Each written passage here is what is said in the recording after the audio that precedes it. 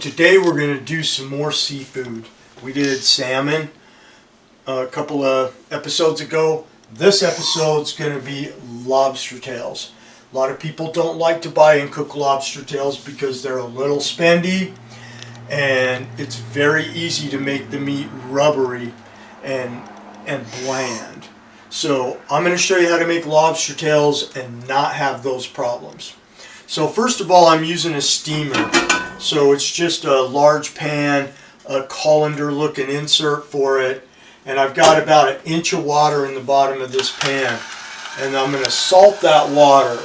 So there's not a lot of places for seasoning as you cook some seafood, so we season the water that we cook it with, and that's what we're going to do here. And then I just got some seafood seasoning that I also sprinkle in there. When the colander goes in, one thing that you want to do is I put about 1 inch of water in so that the water is not in the bottom of the colander. I don't know if you can see the inside of this pan real well, but you can see there's no water in there.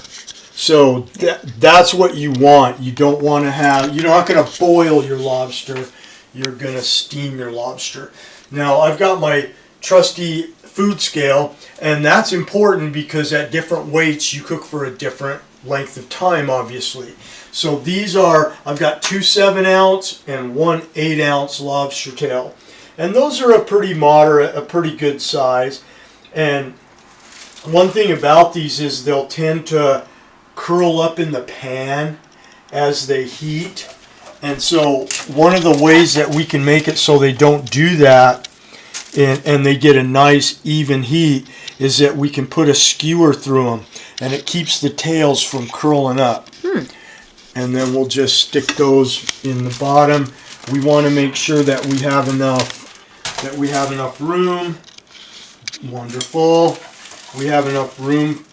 We don't crowd the lobster tails. And I'm only breaking these skewers off so that it'll fit in the pan, so that they'll fit in the pan, right? No other reason. And another 7-ounce tail. Awesome. So I should be able to cook these pretty consistently.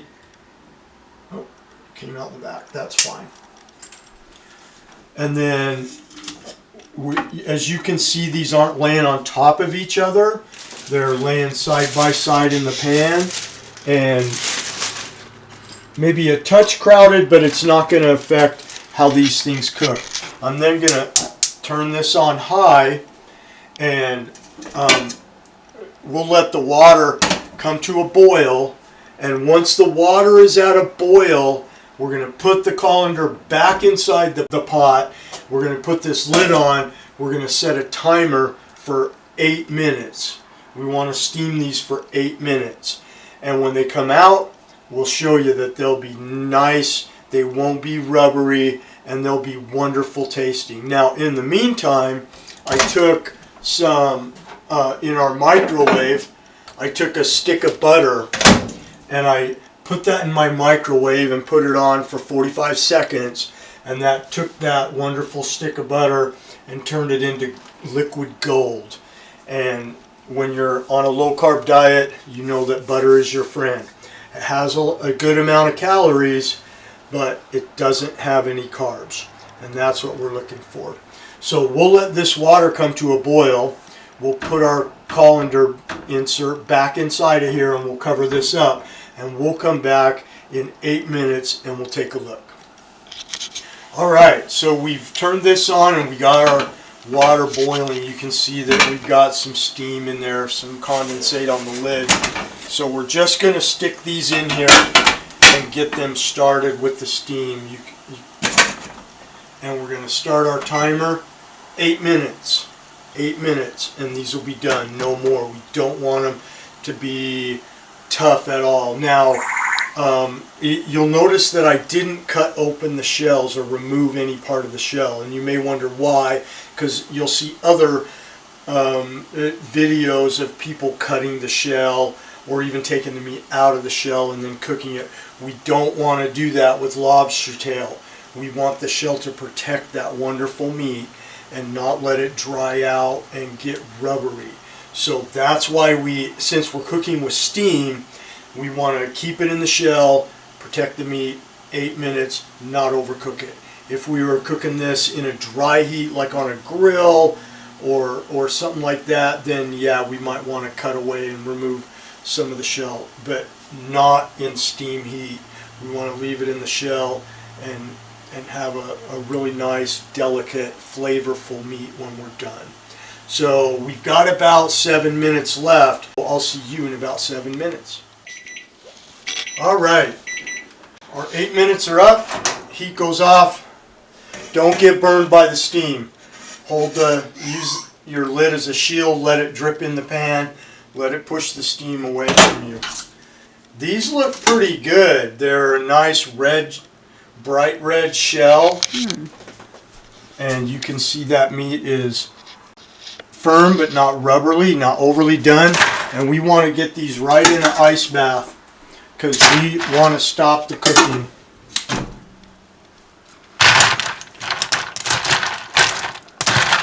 We want to cool these down.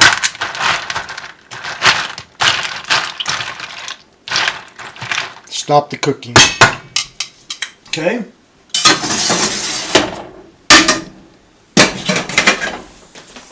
And we'll let those cool for just a bit. Get rid of that residual heat in the shells. We don't want to continue to bake these. And then once those have cooled down a little bit, then we'll take them out and we'll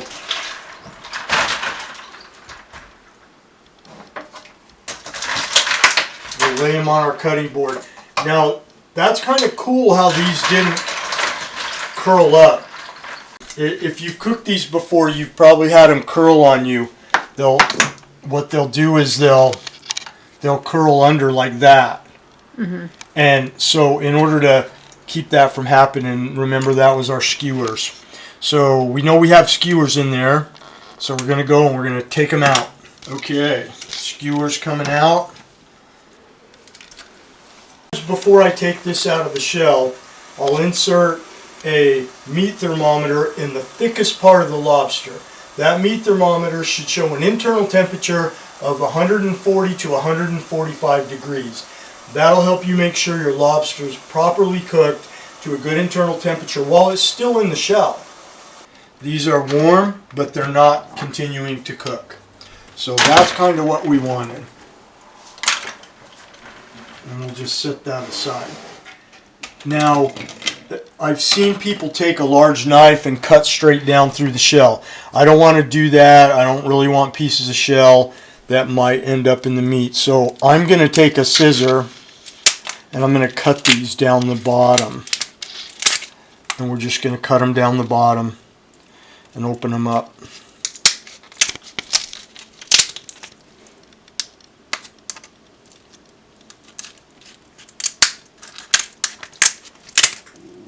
Okay.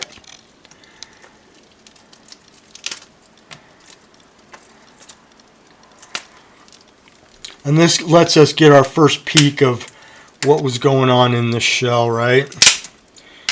And you can see that meat is almost flaky, right? It's not overcooked. It's also not undercooked. It's just right. This was a 7 to 8 ounce lobster tail. If you have larger ones, you're going to add a minute or so. If they're smaller, you can do with a little bit less. And now we could just peel this tail right out of this shell. Look at that. That is a beautiful lobster tail. And you'll see that it's not rubbery. Look how that cuts. That is just wonderful. And we're going to do the same to the other two. And we're going to take this and we're just going to take this, dip it in butter and eat it. But some people will take it and they'll cut it all up. They might use it in some type of lobster roll, or they might make some noodles out of zucchini, and some spiral noodles. They might put that together and put a cream sauce in there, a low-carb, cohesive meal. And we've been doing a lot of one-off ingredients, how to cook something well. But what we might start doing is making some cohesive dishes that you can make at home for you and your family. Okay, so take a look at that meat. That meat was a perfect 142 degrees, and you see there's no translucent areas in the middle. It's completely cooked. So that meat thermometer does an excellent job giving me the internal temperature. Perfectly good lump meat, and this will go nicely this evening, or it'll save in the fridge in glass bowls, and we can pour butter over it, and then we can reheat that tomorrow. Just be careful reheating it. Only reheat it in a microwave just enough to make it warm again, make the butter soft. You don't want to pound it with microwave energy and overcook this stuff and make it rubbery. Thanks for joining us for Lobster Tales.